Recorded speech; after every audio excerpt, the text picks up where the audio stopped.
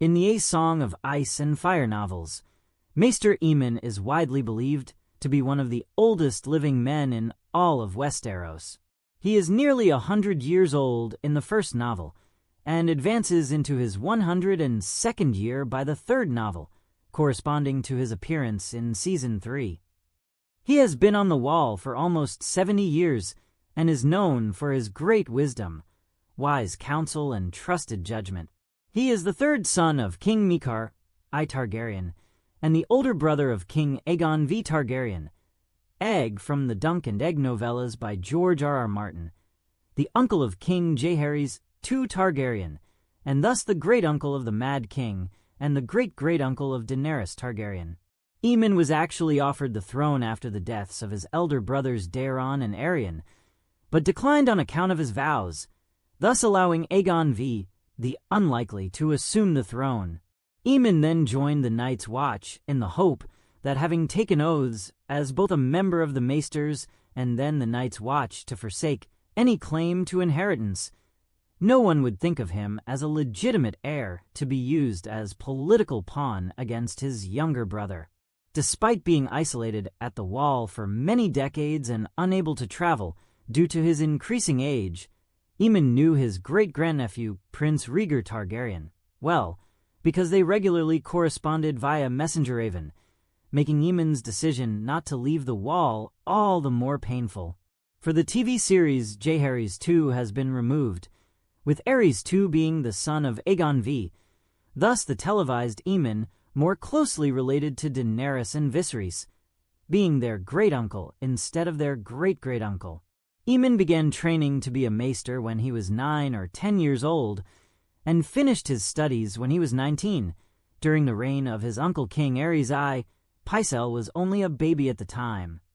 The Dunk and Egg novellas begin about 2 years after Aemon left to train at the Citadel, so while he is alive in that time frame, he does not prominently appear, though his brothers do.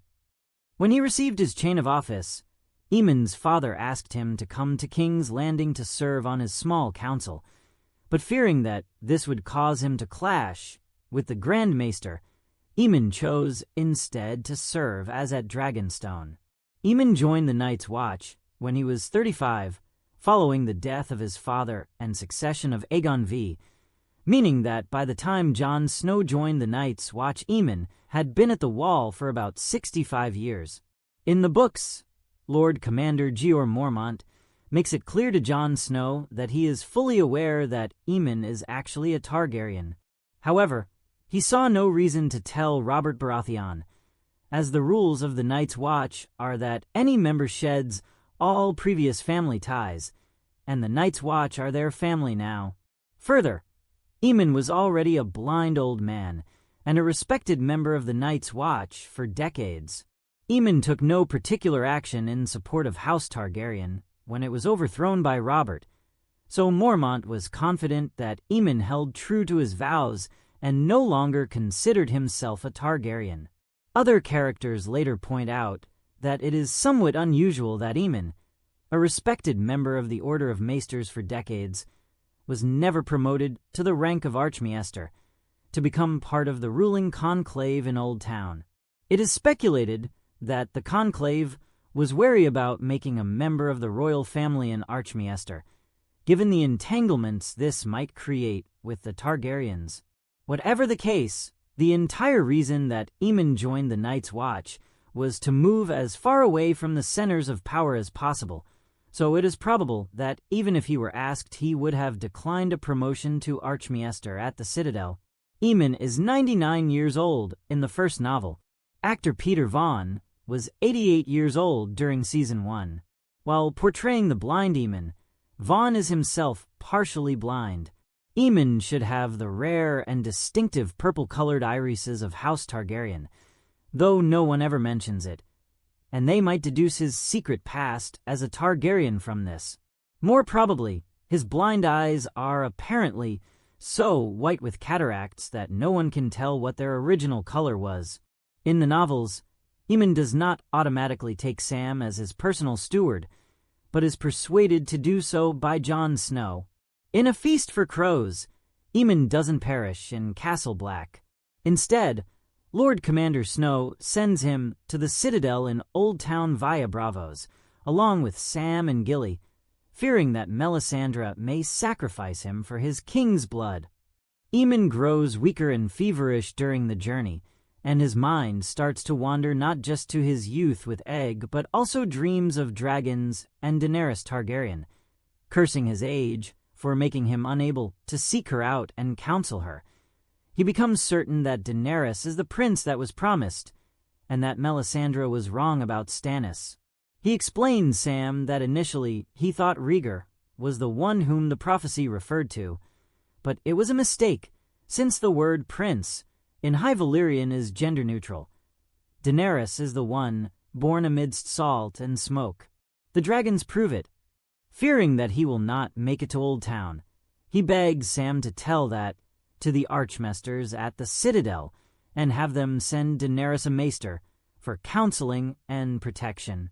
During one of his fits, Aemon grows convinced that it was a mistake for him to leave the wall because cold preserves, implying that the ice magic of the wall was keeping him alive.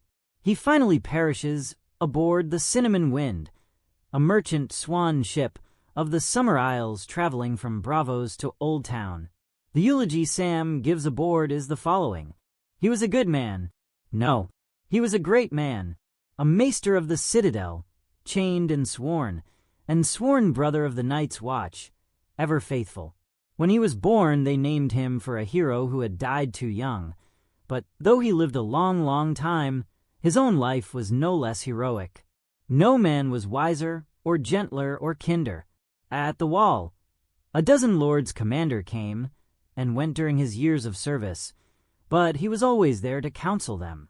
He counseled kings as well. He could have been a king himself, but when they offered him the crown, he told them they should give it to his younger brother. How many men would do that? He was the blood of the dragon, but now his fire has gone out.